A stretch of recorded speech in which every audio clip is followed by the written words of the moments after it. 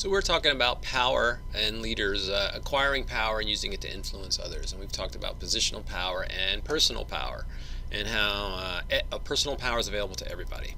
So acquiring power, your power is greater if the things you control are, here we go, important, rare, and without substitute. That's certainly true for business and it's true for people. So the more rare the expertise you have or the information you have, the more power that gives you, for instance, right?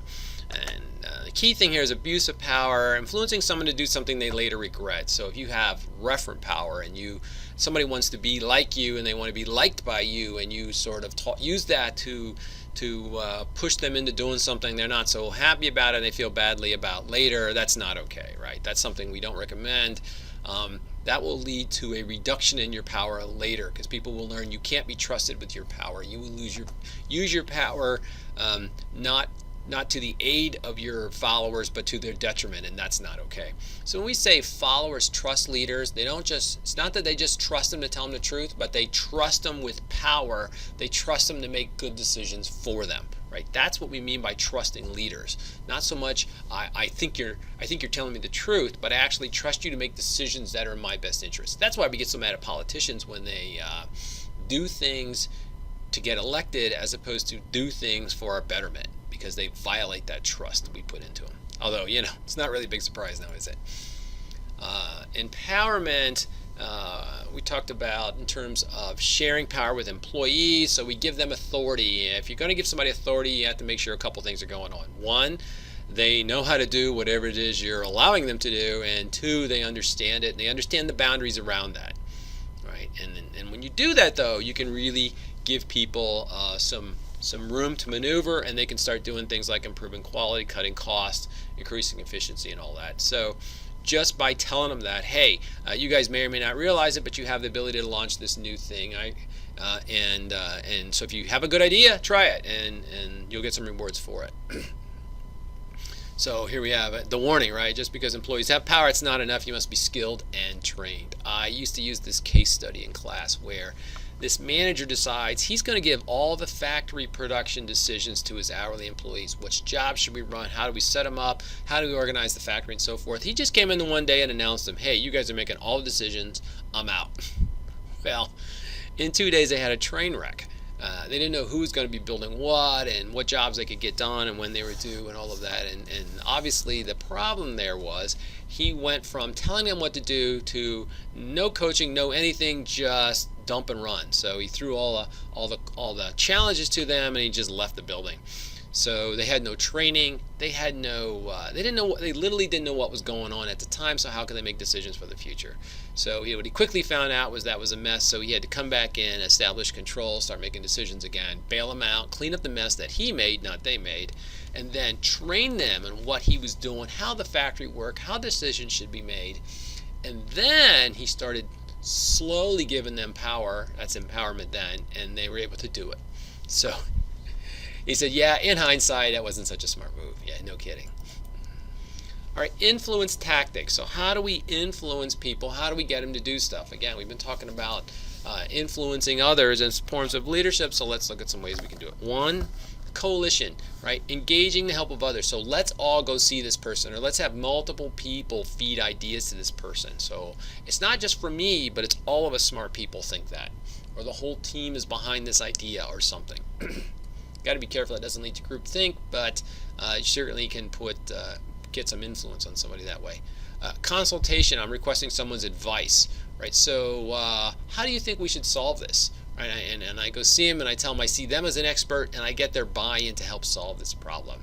Sometimes in exchange, there's a trade, right? I used to do this all the time, trade favors with people. Will you do this for me and I'll do something for you? Generally, they may or may not, but so what you do is you go looking for people to do favors for, and you don't collect the IOU. Just collect an IOU, and then later when you need help, they owe you. So now they're much more obligated to help you than if you just offering something, if you ignore them until you need something. So it's always been my professional experience. You're much better off looking to help people, particularly those outside your department that you're not required to help. That way, when you do need help, you need information, you need an explanation how to do something, you need something, they're more than likely going to help you because they know they owe you. And there's this real sense of this for that out there. Ingratiation, right? Flattering someone. Oh, I know you're really up to speed on this, and you're a really smart guy, and you're really useful at this kind of stuff. Could you tell me what to do, or could you help me with this, right? So that's sort of the. Um, I was going to say Tom Sawyer painting the fence, but I guess there he was trying to convince him how fun it was, as opposed to how they're the right person to do it because they were doing such a good job. If he had convinced them they were just genius at painting the fence, and they were painting a fence like no other people ever did before, that would probably be ingratiation. Inspirational appeals, right? Please help me because of this, because of your values, your ideals, all of that. So you'll see people on TV asking money for their favorite charities, that kind of stuff. That might be an idea how they do it. Legitimating tactics, enhancing one's formal authority by referring to rules. Look, the rules say this, the rules say that. So you're bringing in the power of the organization to back you up. Right? And I think that can certainly be part of it. When I was a young engineer right out of college, I remember I was we had this machine shop. These guys would make metal parts for us, and I was waiting for something to happen, sitting in a chair, waiting for somebody to get back from somewhere, and I must have had a look on my face. I wasn't so happy or wasn't feeling so good, and one of the supervisors came to me and said, "Hey, young fellow, what's the matter? You seem a little down. You don't seem your usual chipper self." And I said, "Oh, I know what it was. I had to talk to a machinist about fixing something. He did something that I didn't like, and I had to have him redo it, and I thought he was going to give me a hard time. So I wasn't looking forward to having this conversation." So I'm like 22, and this guy I'm going to have to talk to is like my dad's age. So I tell this supervisor, who's also like my dad's age, I said, "Hey, yeah, I don't really feel comfortable telling this guy what to do.